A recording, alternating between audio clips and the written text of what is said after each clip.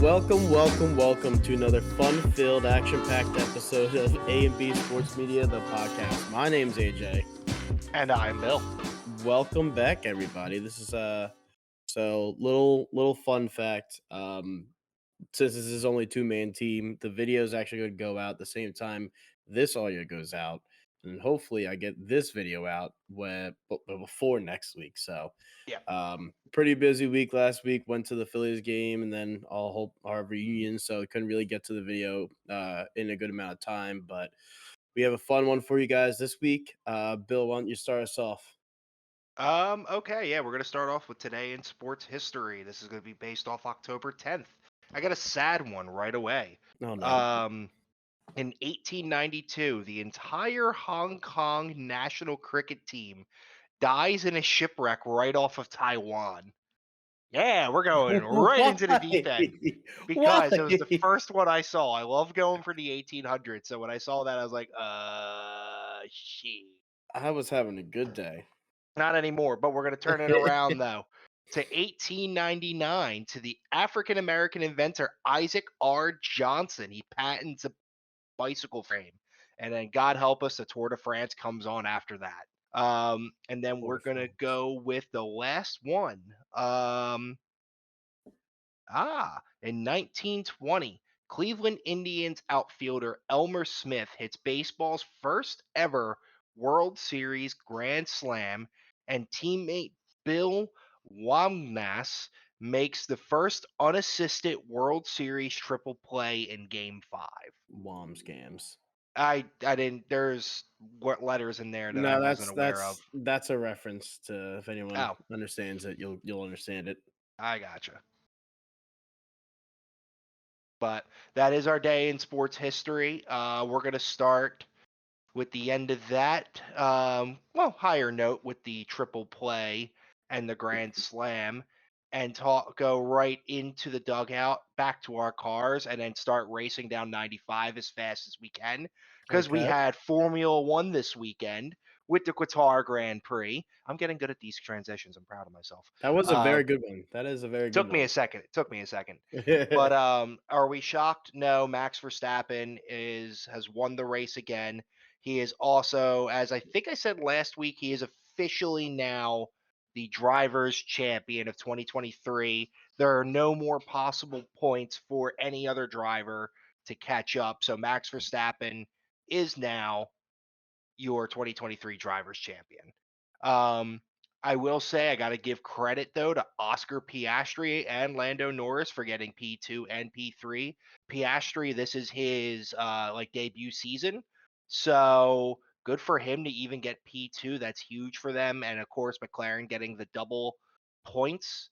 That's honestly something huge that really does put them in contention for the constructors championship, not for first place because we already know Red Bull is pretty much taking it, but it does help them set up for their the constructors standings, which right now it's getting close. Red Bull obviously way too far ahead, 657 points. Just now. Mercedes has 326. And then Ferrari is close behind at 298. So they're still battling for second and third. The big part now is fourth, Aston Martin and McLaren. Aston Martin has 230. McLaren has 219. And every time you win a race, you're getting a shit ton of points, or the top three poll or top five, you're getting more than 10 points. There we go. So the thing is, the only person on Aston Martin's side that's even getting remotely any of those points is Fernando Alonso. Again, he's the only guy carrying an entire team on its back. It's insane. And it's just not fair to him. He could be doing so much more. He could be. But we're going to pull into the pit stop. We're going to pull into the pit stop. We're going to get out of the car. We're going to walk away very confused for a minute. And then we're going to go from one grandstand to another and watch the Union play, because the Union right now has been on a roll too. Not a bad segue. The first one They was better. the first one was better. I was trying my best. I was like, this is tougher. But we Yeah. did win again on October 4th against Atlanta United 3-2. And then we will be playing again. Oh, I'm sorry. And then we did tie on Saturday, the 7th, against Nashville 0-0. Our next game, and I'm not sure why there's such, I guess we have a bye week, will be the 21st. So that will be next Saturday. And that will be the last regular season game for the for the MLS. With that being said, we are currently tied in third. Or no, we are in third. I'm sorry. Um, Cincinnati's taking it all the way. They have 68 points, unless we, get like 13 goals. I don't know, and kill it. That's one thing. Orlando City has 60, doable, but again, we only have one game to make a change like that. I don't know. We have 55 at third. Columbus is at 54. Mhm. And then New England's at 52. We will be playing New England on that last game. So it's either we do really well or we really don't. But no matter what, we are going to be in the final series. I just don't know how the bracket's going to fully work yet. That's Yeah. something new I have to look into. But I won't be really doing that until next week when we get closer to a more finished out like schedule and rankings.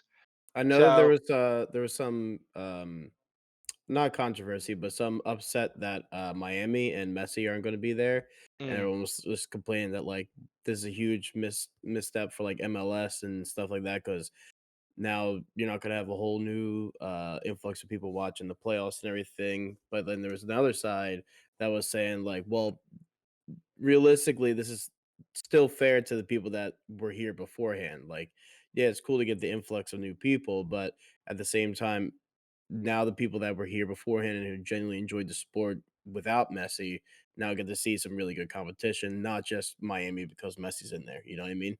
yeah. So it's an interesting dialogue. It is.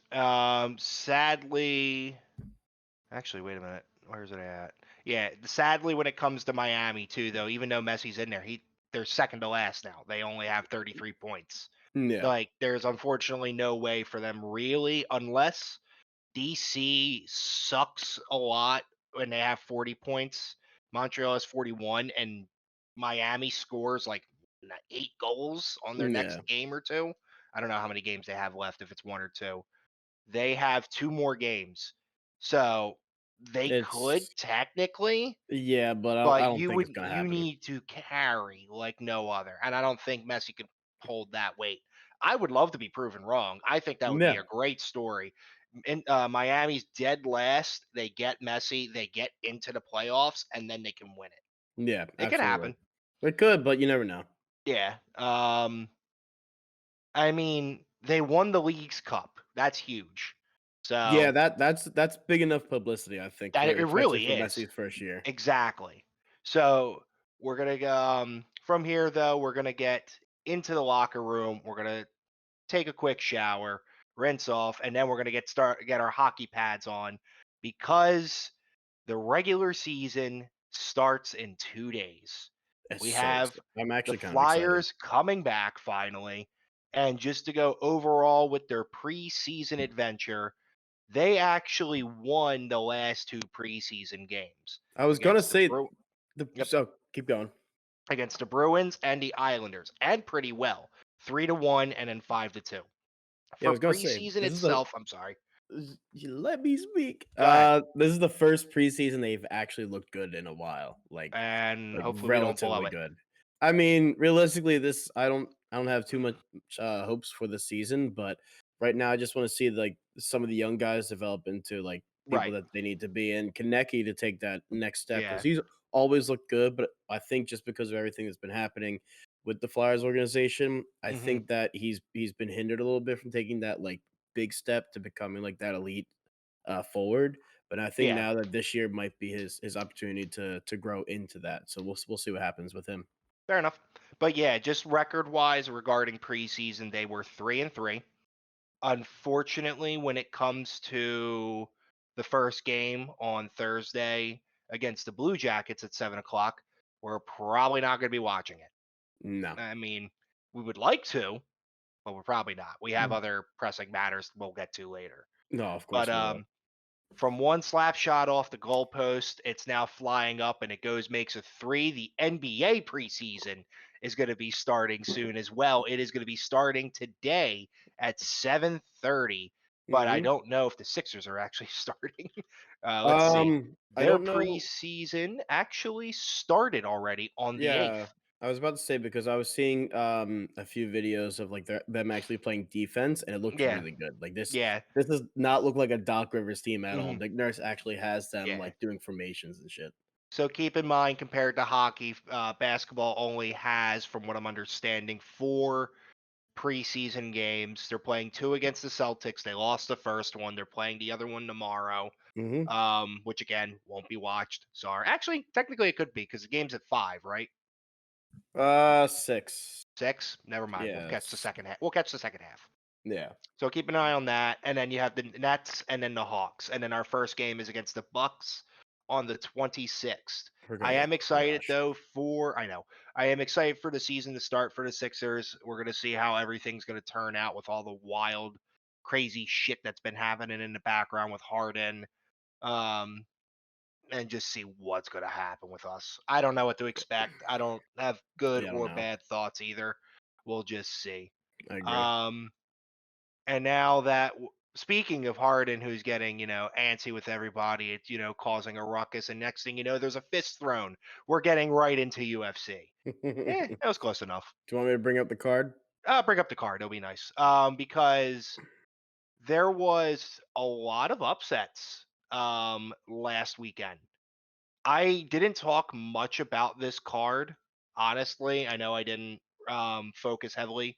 There was a lot of unranked fighters that were coming in, but this actually turned out to be a very entertaining card to watch. Um, I will say the performances of the night were well deserved. Nate Manes and Madonica, I think that's it. Where Mateus. where are they at in the They're under prelims? prelims. All It right, was a there we are. beautiful first round knockout at 4 minutes and 40 seconds. So props to Nate for getting that. Yeah, Wrong way. Don't worry about. We're not going to get to the highlights right now, just because I just realized as we were talking about, like, highlights may be a copyright issue. that's a very good point. So leave this, but we can't do the Well, rest. no, if we go in, like, as long as we don't show any videos, we'll be fine. Yeah, like you can look it up yourself, but you can't We're see it. figuring it out as we We go. do. We do. Moving on up though, we're just gonna go over like the big ones that happened. My man with the chin, Drew Dauber, knocked the ever living fuck out of Ricky Glenn. I'm very happy that he won. And I was just overall very proud of him finally getting another win on his belt. He is on that edge of top 15 of the UFC rankings. I'm hoping another win after this. He will then fight for the top 15 again. Mhm. Technically, he could do something weird, which I'll explain in a minute. But moving on up, Joaquin Buckley in the next fight up did a fantastic job for 3 rounds of fighting. 77 total strikes, 2 takedowns, 68 significant strikes, had all of the pressure on him. Just overall, good job for Joaquin Buckley. Very good job. Um, Joe Pyfer versus Abdul Razak Alhassan. I somehow said that one right perfectly. Yeah, what the Jeez. hell? He had a very nice submission in the second round at 2 minutes and 5 seconds. He was dominating the fight completely. Didn't even really strike too much, only 26 strikes, but he had 3 takedowns and 2 sub attempts. He had 26 significant strikes, so every shot he made mattered. But yeah, props to Joe Pyfer. The last fight, the main event, I was shocked, flabbergasted, snickerdoodled. Kerfuffled. So this was only 33 seconds long. Bobby Green Oh, still got the hands. wow. He knocked out Grant Dawson, and I watched it over a couple times just to see like how it went. It looked like a weird cross out of nowhere, and it just dropped Grant. Bobby just came on top and whooped his ass. Now, the Pause. thing is, from here, what the fuck do you do with Bobby now? Bobby now just beat a I know what they did finally. They just beat the ranked 10 fighter in the UFC. So what they did, and I just pulled up the rankings itself. They still need to fix something, but when it comes to the lightweight division, they dropped Grant Dawson all the way down to 15th, which is perfect because I know what to do now. Bobby Green has been ranked up to 13th. And they moved up Renato Marciano, which is a great fighter. Jalen Turner, also a great fighter. And number 10, Rafael Dos Anjos, which should not really be on the lightweight rankings anymore. He has not refused. He has basically retired from the lightweight division and is now only focused on welterweight fights. Um, just because it's hard to make that cut, and he's getting older. He was a former champion. Like, I still give him all the credit. I think they keep him in the rankings so it can justify having him fight other ranked fighters in a higher weight class. I think that's the only reason why he's still ranked 10. It doesn't make sense to me keeping him there, but in order, I guess, for that star power, they do that instead. So, what's going to happen with Bobby Green now? Honestly, I would like to see Bobby Green either fight Renato, or if they want to go higher up, have him fight Dan Hooker. I think that would be a fantastic fight. I think it would be a absolute war of them beating the ever living shit out of each other. Yeah. And we're gonna see hopefully more of Bobby Green doing some of his modified Philly shell. Very excited to see what happens with Bobby Green. I know he's a little bit older, but the man's ranked again. He's ready to go. Yeah. Now, the other thing that you can do now, because this has happened, you could technically do Bobby Green versus Drew Dauber too, because they have Hmm. fought before, and Drew knocked the ever living shit out of Bobby's chin. He just made him collapse. So there is even that option as well. However, if that doesn't, you don't want to do that, but you want to have, because Drew just won another fight in the lightweight division, have him fight Grant Dawson. Have him go back for that 15th rank, get that, and then work from there. I think that would be his best bet. Okay, so that was last week. So now we have this weekend's fight night. So again, these are just fight nights that are going on. Um, Sodiq Yusuff versus Edson Barbosa. This will be at the UFC Apex on October 14th, this Saturday, at 7 o'clock Eastern Standard Time. Now, on this card, at least there is more ranked fighters that we do have, but it's still more of the lower ranked fighters. It's not many people that we know as much. I know there's more, like even Chris Gutierrez. He's not even where you're at, AJ. He's literally the second fight of the prelim, and he's Oh a wow. ranked 15 fighter, and he's down there. So as you could tell, this whole card is kind of just like getting people in as they can. But I'm only going to really focus on the top four. Um, And the reason why I'm focusing on Andre Protoski is because I know he trains with a gym in Audubon. So I remember one of my friends post all about it. And the other guy, Michael Pereira, is also, um, actually, Michael Pereira is in hot water, if I remember correctly. He was supposed to fight, yeah, I think he was supposed to fight Stephen Wonderboy Thompson, and he couldn't make the weight. So I know he was under yep, he's under hot water about that. So hopefully he makes the weight. He's currently 28-11 and no contest, zero no contest. 5-fight win streak, because technically it never happened, so it's still a 5-fight win streak. Um 10 wins by knockout, 7 by sub. Overall, he's a great fighter. He's actually very flashy too. I like it. That's why we Okay. were very excited to have him fight against Wonderboy Thompson. Um, Andre is also a very good fighter. He's currently 10-2, 4 wins by knockout, 4 by sub, 4 first round finishes. This will be a test on how he can do. He does have good striking, good takedown accuracy, 71% takedown defense. When it comes to the odds, he's only plus 105. I could see it working out in his favor. I could take the money line for that. I wouldn't know which way would be my finish. If it's Pereira, I would do a finish by knockout though. Oh, I pressed the wrong button Now you're again. good. It doesn't have any odds. I opened it up too. That Besides, is so sad. again, it's only Tuesday. That is true. Um, Moving on to the bantamweight, Jonathan Martinez versus Adrian Yanez. Bantamweight division's always stacked, and it's always an interesting fights to have. Jonathan Martinez is 18-4. Adrian Yanez is 16-4. Yanez is coming off a loss. Martinez is currently on a 5-fight win streak, 8 wins by knockout, 2 by sub, so he does have those hands. And he did even beat, which is a huge name, Syed Nurmagomedov. He's basically related to like Khabib and all them. He may actually not be. Oh, they all have the same last name. It gets me confused.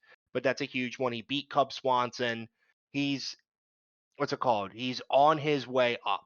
Hence why he will now be fighting against Adrian Yanez. Actually, this is a fight down for him, so this is a big test for him to make sure he can keep that spot. Adrian Yanez is currently 16-4, 10 wins by knockout, 2 by sub, and 6 first round finishes. So he is no slouch either.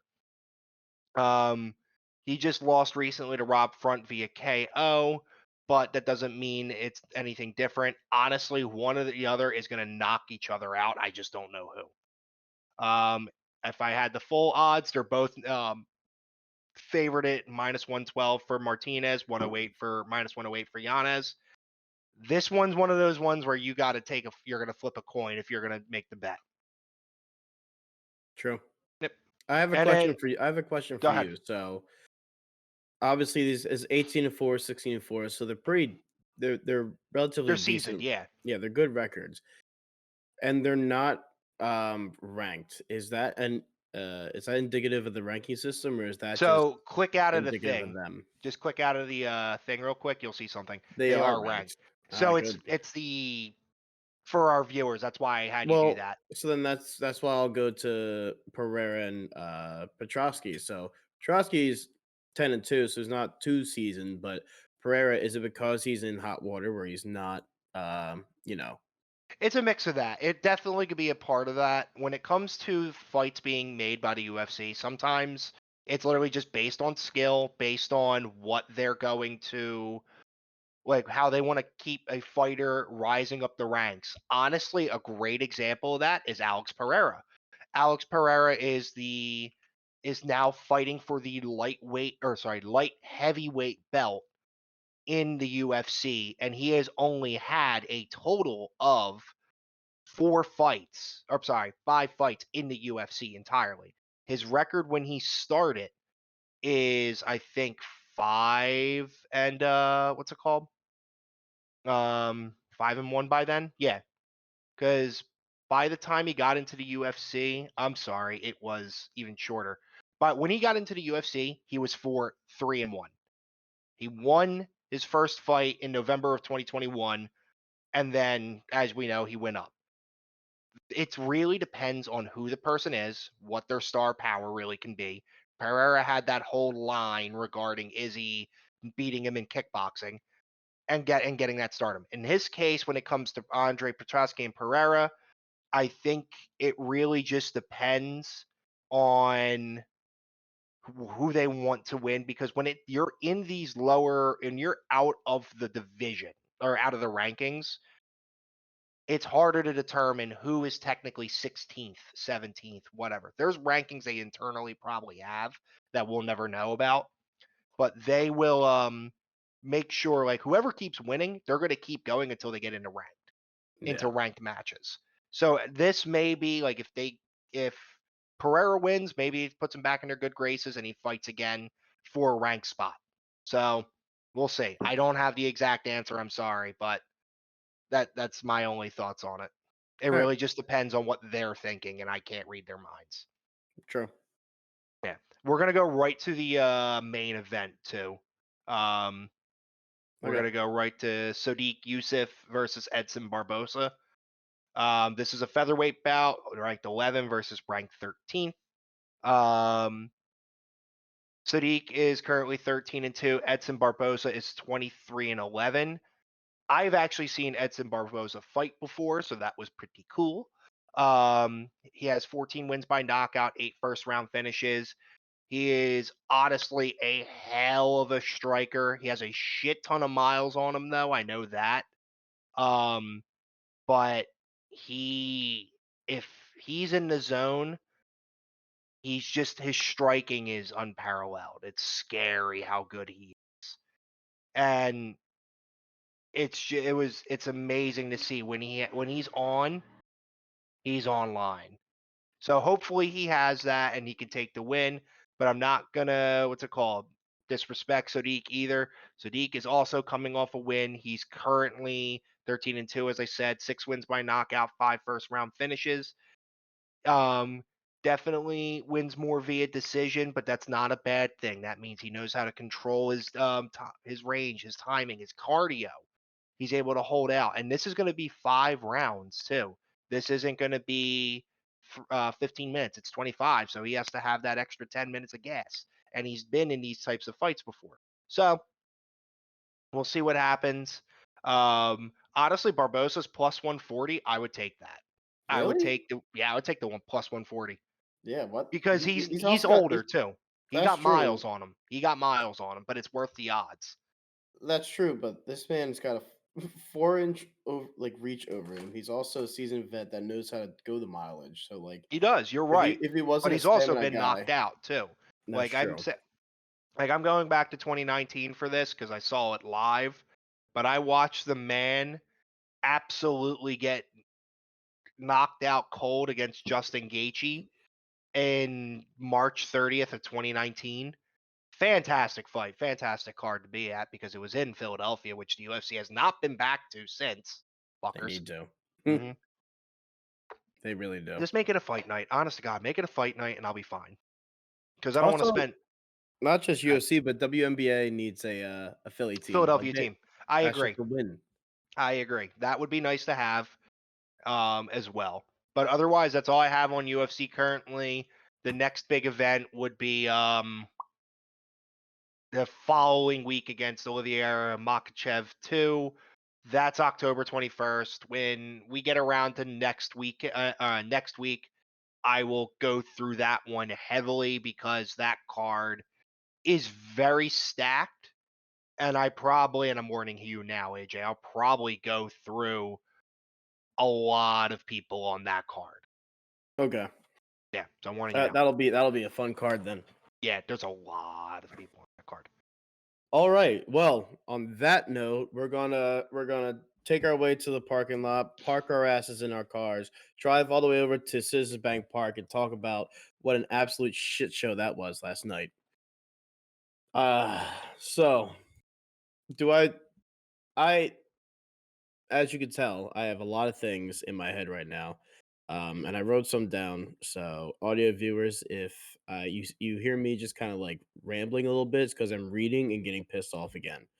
Well, let's start with the highlights of the Phillies game, though. At least, Wheeler absolutely dominated. He pitched 6.1 innings, through 3 hits, 2 earned runs with 10 Ks.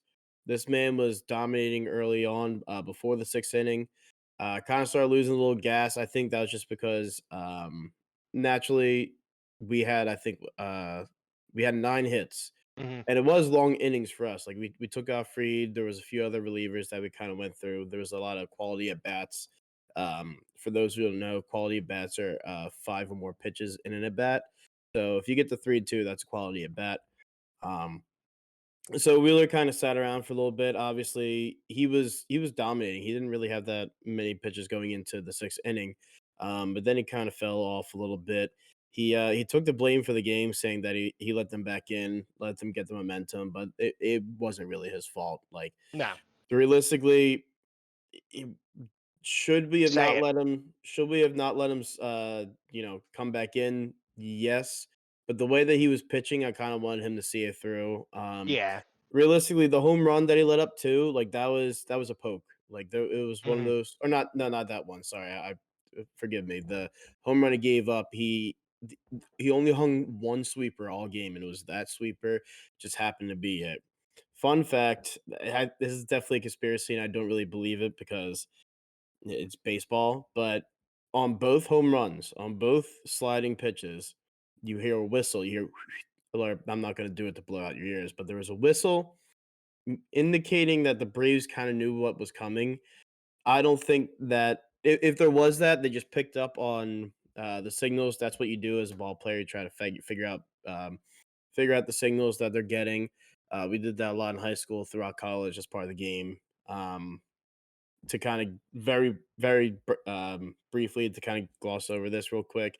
The reason the Astros did is because they were stealing and they were doing a whole Mhm. whole sorts of different things instead of just like giving like a whistle or picking them up during the game. Um, but I thought that was a little interesting. It didn't hasn't really gotten traction. We'll see if that goes somewhere else. But yeah, he hung a sweeper, literally right down the middle. Guy took it deep, and then pretty much took him out after that. Then Alvarado came in, did really well in the relief. He got out of it. He was looking a little shaky at first. I think the only difference I'm seeing from him from this season, or excuse me, this playoffs, the last playoffs, was he's a little more sporadic. He's not controlling well, and I think they'll just come with a little bit more time because he was kind of coming off of injury late in the season, going into playoffs. But some things that I were noticing about the Braves game was that Wheeler and the Phillies figured out that with the Braves, they chase high. That man, I don't know the exact statistic, but if it anecdotally, it felt like 8 out of the 10 strikeouts was a fastball high or a nasty sweeper. He was m for most of the game, he was on point. He had one Yeah. sweeper that, like, it was in the, left-handed batter's box, got or right-handed batter's box, guy's a lefty, sweeped 5 feet pretty much right into the zone. It was, like, the perfect pitch a pitcher could ever throw to get a strike. It was crazy. But a lot of them, where they were chasing high, and that's I keep reiterating this fact because this is gonna come up later down the line. You get them out on a fastball high, and they would always chase, always. Acuna, uh, Albiez, Riley, like everyone was chasing that high fastball, which pisses me off Yeah. very much because of Hoffman, the relief pitcher Mhm. that came in after Alvarado. And I went through every single one of my group chats. I went in and You said the you exact same he thing. was losing his absolute shit.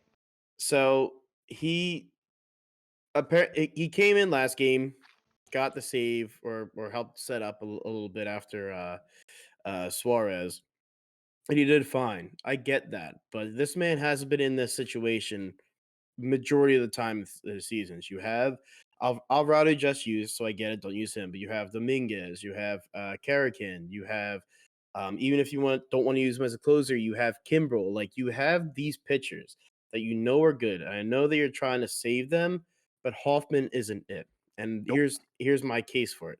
First pitch hits Acuna. Very first pitch. As soon as he came into the game, first pitch hits Acuna. Obviously, you're not going to take him out. That's not what you do with baseball. But immediately, red flags because at this point, it's what is it, 4-2? I think it's 4-2 at this point. Yeah, because we Yes. all let up two earned runs off the one home run. Mhm. 4-2 at this point. Cunha goes to first. Ozzy Albiez is coming up to him. So first of all, Acuna is the last person on the Braves team I want on the bases. He is a stud base runner. That man is a tremendous speed. It's crazy. Albiez, after a four pitch at bat, gets a hit. They throw it in. Acuna goes to third. They throw it in. Trey Turner, for some fucking reason, tries to backhand it and shoots it up 5 feet in the air. Acuna, being the good base runner he is, scores a home. So already Turner's fucked up twice in this game, and Hoffman's not doing fantastic at all. Next at bat, I am screaming. I'm sitting with my grandfather watching this game. I am screaming, Hoffman, throw it high. Fastball high. Please, for the love of God, throw it high. In the pet with Riley's at bat, Albiez's at bat, and Acuna's at bat, he threw two pitches high. You go through this whole game, Wheeler is killing them with a high fastball, and you only throw two pitches high, Hoffman, meaning he couldn't hit a spot, which he didn't. He couldn't hit it for the life of him. And two, this man's I kind of am curious too. If JT actually did call high pitches. I remember because I was like, "Oh, look, thank God they're listening to me." And Hoffman missed. Mhm. If this is the top of the zone and this is the bottom of the zone, Hoffman or JT called it here. Hoffman Yeah. threw it here, Yeah. off screen. Okay, I'm already pissed off. Slider goes in. It's a low slider, and granted, to Riley, this was a poke. It wasn't like he got all of it. This man literally threw the bat out, hit it perfectly, and that thing went. But motherfucker, throw it high. It Yeah. is it is you it is a tried tested two true for 7 innings. That's all you have to do is throw it high and you're going to get them out. Yep. It was, I believe at this point, it was a 3-2 count or two, at least a 2-2 count. Like you had him. That was it. That's We're all you talking had about to do. Riley, right? The Riley Yeah, bat. Riley, because that was Right. 2 It was a outs. 3-2 count, if I remember. Yeah, 3 I don't know, Yeah. actually, no, it wasn't. I don't know if it was 2 outs, but it was that's No, someone it that was you two don't. outs. It was two outs. It was 2 outs. It was a 3-2 count. I'm You looking it up. you get out. You win. You're Mhm. going into the top of the ninth, and you're looking pretty friggin' good. Yeah. But I hate to say it. When I was watching the game and I saw what, like, it was bottom of the eighth, there was the man on third, and it was two outs, and I was like, this dude's 0-3. I'm like, fuck, he is due. He has the star power to go. yep. Like, he doesn't even, but I'm like, motherfucker, like, this guy is gonna do it. And I just knew, not trying to bring that energy into the universe. I'm like, come on, Hoffman, do it right, which he didn't.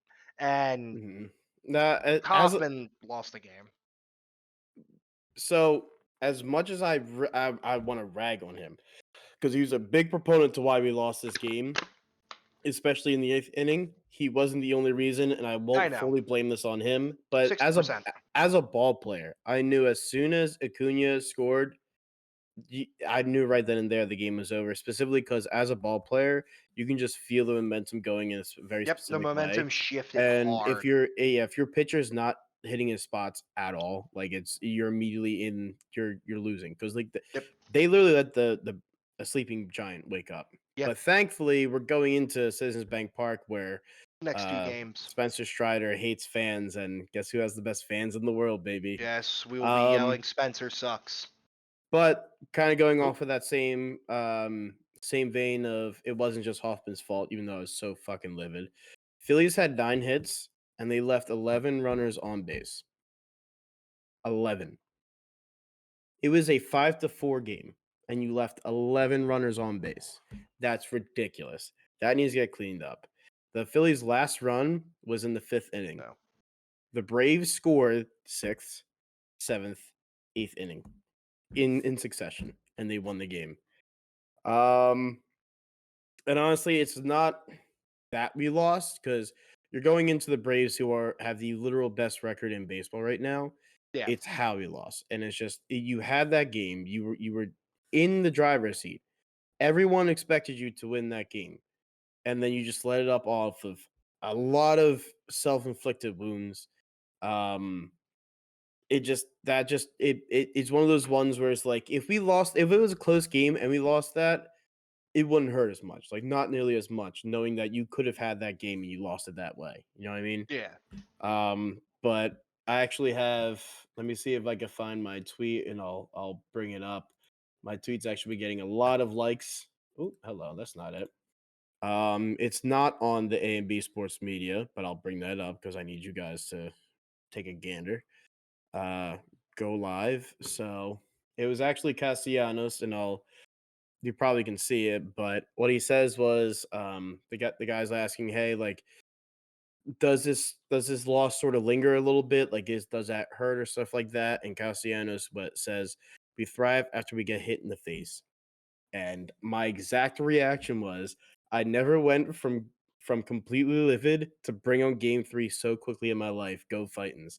And I'm not joking. I read that tweet and immediately had a smile. I was like, "All right, we're good."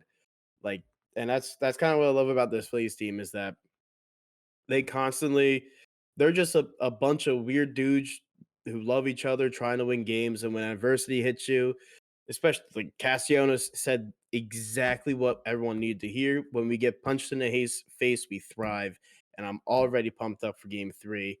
And Castellanos was 2 feet away, Bill, Yeah, from tying the game, like 2 feet away. Any other player in center field does not make that play, and that the hats off to him, made a heck of a play, but 2 feet away from tying that game. And I know Harper was getting a lot of shit for, his base running, but I understand what he was trying to do. Like, that's a hard hit ball to deep center right field, and he literally had to take a hell of a play for him to catch it. And Harper's thought process was, "Well, that's deep and it's going to drop. Let me get a head start around second," and he would have scored. Like, if that guy missed it and somehow immediately picked it up and threw it in, Harper scores. That game's tied.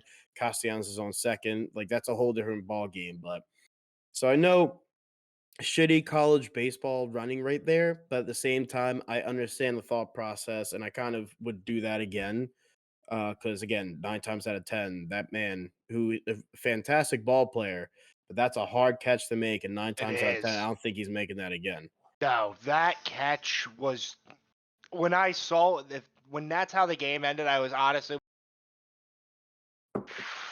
fuck, that Mhm, was good. Like mhm. you can't, as a Phillies fan, You can't. you're mad, but you're not mad at the play. You're Ex mad at the loss. You're mad at Cause everything that got you to this point. yes, because that entire sequence from the catch to the throw to the final out, I was like, I'm not even mad at them. They did that proper. That happened, I was like, "That's a proper way for Philly to lose that. That's a Philly loss Yes, right there." Holy shit. Um, but yeah, we need the bats whenever someone's in scoring position on the ground and play. That's the best you can, like, realistically the best you could do is home run. But realistically, as a hitter, you're not looking for a home run. Like, home runs just happen. All right. they All do. you Yeah, want to do is put either a line drive or on the ground and play. Let them make the mistakes. And just see what happens. And they need to do that because there was too many pop ups, too many Ks. I need Bryson Stott. Even after his home run, he looks like he's not fully confident. I need him to get back into Scissors Bank, start hearing everyone singing his song, which is that alone's an experience. I think everyone needs yeah. to experience too. But Nola pitches game 3 Wednesday. The Braves, they know who's pitching. They won't tell us. They won't tell anyone. They Mhm. won't announce it until the game, like day of. So, They're trying to be secretive. Ooh, but we know who's boring. pitching game 4. It's Oh, Spencer Strider, who oh, hates fans. good. And we're all excited for that. So we need a win, so then we can just be like, all right, Spencer sucks chance the entire time he's I pitching. like if they come out like they did yesterday, Hmm. Wednesday, they win. 100% believe they win. Yeah. Just because how rambunctious Philly is, like Hmm. they know they experienced it last year, and Spencer Strider hates fans. So you win game 3, go into game 4 as Spencer Strider, and then just life is hunky dory. They're going to fight their ass off, but I think if that game happened in Citizens Bank Park, whole different vibe. I think they push through and win that. But let's hop out of Citizens Bank Park and go right to the link to talk about some of the Eagles that we had this Sunday. Oh yeah, The Eagles played a pretty good all around game, in they my did. opinion. Yes. Hertz went 25 for 38 with 303 yards, 1 touchdown. He did throw an interception. I understand. We'll get into that a little bit later. 15 carries, 72 yards, and a touchdown. So he was having a really good game. AJ Brown, who's having a historic season so far, So far, he so good. he went 6 for 8, 127 yards. He is in the past 3 games, he is now 24 receptions off of 35 targets, 433 yards, and 2 touchdowns in 3 games, which is Damn. absurd. Yeah. He's actually on pace for 1,839 yards receiving for a career. The Eagles' record is 1,496, and can you tell me who holds that for receiving yards in a single season? I don't It's AJ Brown last year. know. So he's actually playing better this year, which is Yeah, crazy that's to me. great. That's great though. Some more AJ. This is the last AJ Brown stat because I thought this was really interesting because it came out right when I was taking up my notes. First is single coverage. He has a PFF grade, a Pro Football Focus grade of 94.2. That's number one. He has 18 receptions. That's also number one. And he has 334 yards, also first. So all three of those categories for versus single coverage, he is the best in the league. That's nuts. Damn. But not just him who had a very good game. Goddard finally came alive. They went to him immediately. That first drive, I forget the exact number he had, but that first drive was essentially him. He capped it off Okay. with a touchdown. He went 8 for 9, 117 yards and a tutty. He looked really good. Um, the only one really odd man out was Devonta, and out that's just because there's so many mouths to feed in this offense. Like Yeah. AJ Brown's just on fire, so he's going to feed the hot hand. And then Goddard, they got pretty much into the game plan early, and I think that was their plan. So I expect more Devonte Smith, a lot going forward, but just with the way the season's working, with the way the game plan is working, I think that just worked out that he's kind of that big 50-50 ball guy right now. AJ Brown's like the rack yards guy, run after catch yards. Devontae Smith's like that amazing friggin' play, like 50 yards down where he mosses three people in the air. Yeah. Goddard's like that bruiser that you throw in the middle of the field and he'll just get you those yards. And then you got Swift, who is so friggin' good, dude. He is so good. He is good. My only concern with him is he needs to stay healthy because Yes. every single season he's been hurt. He's looking very good, and hopefully the Eagles training staff, strength conditioning staff can keep him healthy. I know Rashad Penny before the season even started said this is the healthiest he's ever been, and he credits the Eagles staff to it. Which 4 years ago you would have never heard that. We actually wanted our medical staff to be gone. Um, Big thing though is the offense in the red zone. They need to figure that out. They flat out do. They settled for 2 field goals. Kelsey was extremely upset about it. He was actually Yeah. He pretty was looking adamant. pissed. Yeah, there was a video. He's like, yeah, he was just emotions run high, especially like in a very detail intense, like high energy sport. Like he was like, it's just our red zone offense needs to be a little bit better.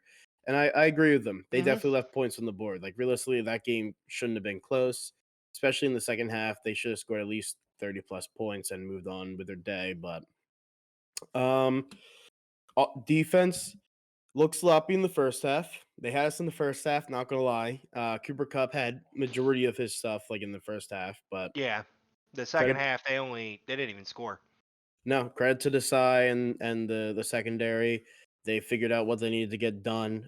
Shout out to Hassan Reddick for having 2 sacks, Jalen Carter for 2 sacks, and then Mhm. somebody else. Nope, just them two. They had a new individual play too. He was the cornerback, the slot cornerback that we signed this week is when he played. He played in the second half and he was Yeah, locked down. Like he was very good.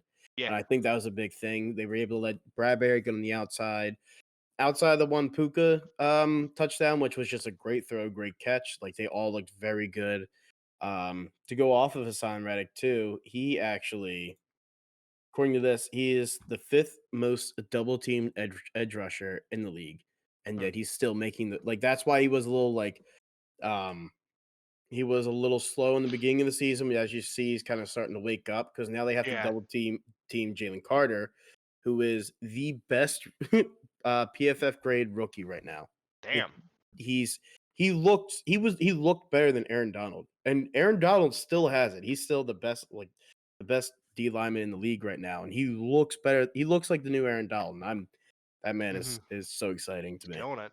And then Um, Blankenship currently had, I think he had the most tackles. He had 5 more on top of that game, solo tackles too. Chalk Talk, baby, Chalk Talk. He's currently still leading in for defense with 23 total solo tackles. Mhm. Slay is right behind with 21, and then Morrow and Cunningham are tied for third with 19 each. Yep. So the defense is starting to click. Offense is starting to click. I like it, especially Hmm. with our next few games. This week we have a little bit more leniency. Um, to actually get. I think we definitely come out with the win on that one, but against Miami, we have to bring our A game. Um, but Yeah, that's I'm gonna be a good game though. and just briefly with some news and notes, No, and don't then wait. We have the Jets next. yeah, You said Miami. Miami's after them. That's what I mean. Oh, okay, my bad. Yeah, with Miami coming up. Yeah, yeah, yeah. I gotcha. Just some news and notes. Javante Williams, the Broncos running back. This is definitely more fantasy related. He was full participant today, which is good because he was their guy. They had Jaleel McLaughlin, who was coming out and just absolutely popping off every time he touched the ball. He's making a play. So curious to see how that backfield works out. Austin Eckler told reporters that he's a 99% chance that he plays on Monday Night Football against the Cowboys. That's going to be a fun one. That's something I want to talk about in a little bit too. Um, James Conner, they put him on injury reserve, so he'll miss the next 4 weeks or the next 4 games. The Rams actually traded Van Jefferson to the Falcons for a 2025 late round pick swap. So that's interesting. And then the Vikings are planning on putting Justin Jefferson on injured reserve, which is a huge loss for him Yeah. and a huge loss for football. He's the best wide receiver right now, and it sucks to see him get hurt, especially on hammies that linger. So we'll have to continue monitoring that.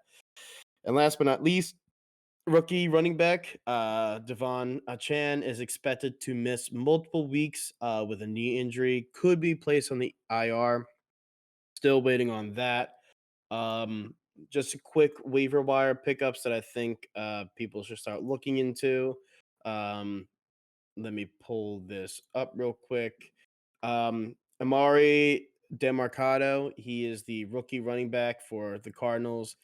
He came in after James Conner got hurt. He went 10 for 45 and a tutty, so that's pretty good. Definitely look into him. If you can, probably get either Roshan Johnson or Deontay Foreman for the Chicago backfield because Khalil Herbert's a little hurt. Um, and then I would actually probably look into either getting Josh Downs from the Indianapolis Colts wide receiver. He's a rookie. He's starting to look really good going up with doesn't matter if it's Anthony Richardson or Gardner Minshew. Both him and Pittman look to be the number 1, 2 guys there, and he's looking really good, especially for a running back, rookie wide receiver. Those are just a few names I wanted to throw out there for your waiver wire pickups. Um, Moving on to next week's football matchup. So we got Thursday at 8:15. We got Denver versus Kansas City. I don't even want to get into this one too much. Kansas City just beats a dead horse. Okay, next question. Well, real quick, Kansas City I think is definitely going to win on this. My only issue is that Kansas City has not looked good at all. True. Like outside of week 2, they haven't really looked that great. So Very true. maybe Denver comes in here and makes it a little Denver bit tighter. wins. I'd be shocked. I definitely don't think Denver wins, but I think they're going to make it a little bit closer. Yeah. Oh my god, the spread. The spread for this Oh, game is Kansas City minus 10.5. I was gonna say it has to be 10 and 10.5. Over unders 48. Money line Broncos plus 400. Kansas City Chiefs minus 535. I actually it's definitely not a trap game, but like plus 10.5 for the Broncos. If they somehow fuck this up, like I actually don't know. This is one of those games where I don't want to touch because Yeah. either I you was sitting are there going, the money line looks great, but the money no. line looks fantastic, but at the same time, No. Anytime touchdown scorers, honestly, so Travis Kelce's he's questionable to play with his ankle injury. If that's the case, if you can get in a little bit sooner before he gets out, even if he goes out, their backup tight end. Actually, I don't even want to say backup. He's been playing pretty well. Excuse me. Noah Gray. Even with Kelsey in there, he's pretty much played 60% of the snaps in almost every single game. So he's definitely a nice little touchdown, anytime touchdown scorer plus 260. That's not bad. Either him or Kadarius Tony is starting to get a little bit more playing time. He's starting to look like he's gonna, start getting into that wide receiver 1 role. but I think your best bet is Noah Gray at plus 260 or Jaleel McLaughlin, who is at plus 200. I think those are good values, so I would definitely look into them. Moving on to there's the London game, which is Baltimore versus Tennessee. Mhm. That's another game I don't really want to touch. The London games have been weird. If you're not Yeah, Jacksonville, you're going to look like shit. If that's yeah. just that's just how it's Jacksonville going to has go. experience. They I'll know that. bet. Okay, go ahead. Sorry. I was just going to say they've had like I think 12 London games, so they know Yeah, what they're they doing. know. They know. Yeah. Yeah, I was gonna say Um, the Panthers and Dolphins though. I want to know how score is gonna run up because Panthers are 0-5 right now. So I'm actually curious too. I think this is where Panthers they don't it's not a close game. But I think this is where you start to see a little bit more cohesion with the Panthers. Yeah. Because Bryce Young, his O line can't block him. His wide receivers or his skill positions around him are not doing anything. But Miami has a susceptible defense, so we'll see if he kind of starts getting more into a rhythm. I still think Miami, you know, Yeah, I think Miami 35, takes it. 40. I Their only agree. their only saving grace is the fact that Oh, excuse me. Chan he's out, so Yeah. you just have Mostert to really focus. But that team is so freaking fast. Um, yep, the Eagles go to the Jets. I think that Zach Wilson has looked really good, but I think that the D line just eats him up. I I really agree. do. The only thing that I can see happening is I don't think Brees Hall has a game unless they do like some screens, the running back for the Jets, who he went 22 for 177. Mhm. And he's a stud. But I think that the only way that they come close is if Zach Wilson does the quick slants and stuff like that, gets the ball out quickly so that the D line doesn't have enough time to get to him. But Jalen Carter actually knows that with Matthew Stafford, so his whole thing was I got to get there quicker. Mhm. So I feel like this is going to be a good one, especially if it's raining. They're not going to be able to rely too much on passing the ball, so they're going to run, and that's exactly what the Eagles' defense is good at. Yeah. Um, and then that Sunday night game, it's New York Giants versus Buffalo. I think the Giants get absolutely schmacked. There's not really that many good matchups. Actually, I take that back. Monday, Dallas versus the Chargers. I think that game is going to be extremely fun to watch. I think that's going to be what we thought the Dallas versus the 49ers is going to be. I think it's going to be two um, very offensive games, a lot of picks, a lot of turnovers, a lot of touchdowns, deep passes, all that stuff. So, excuse me. Mm. I think Chargers getting healthy. I think they beat Dallas, and I think they pull away with the win. So Yeah. that's pretty much all I got. Bill, you got That's all I anything got. for the listeners? No, Nope, you not guys. yet.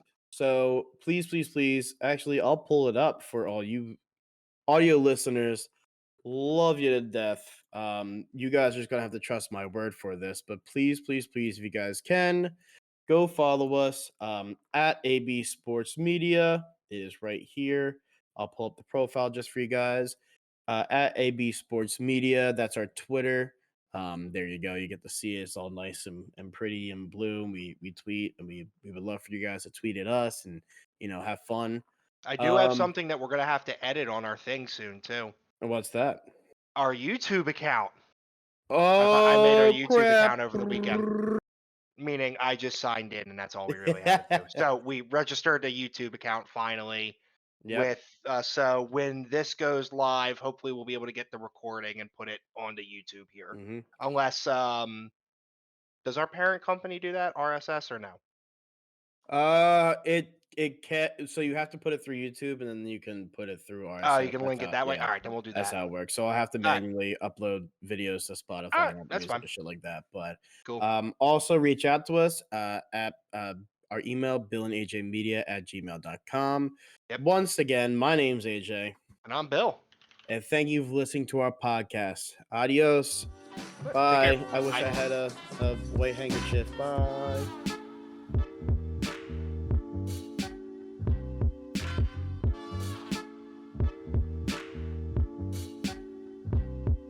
If gambling has become a problem for you or for someone you know, please call 1-800-GAMBLER to seek free, confidential 24/7 problem gambling assistance. You can also text support to 53342 to get more information about problem gambling behavior.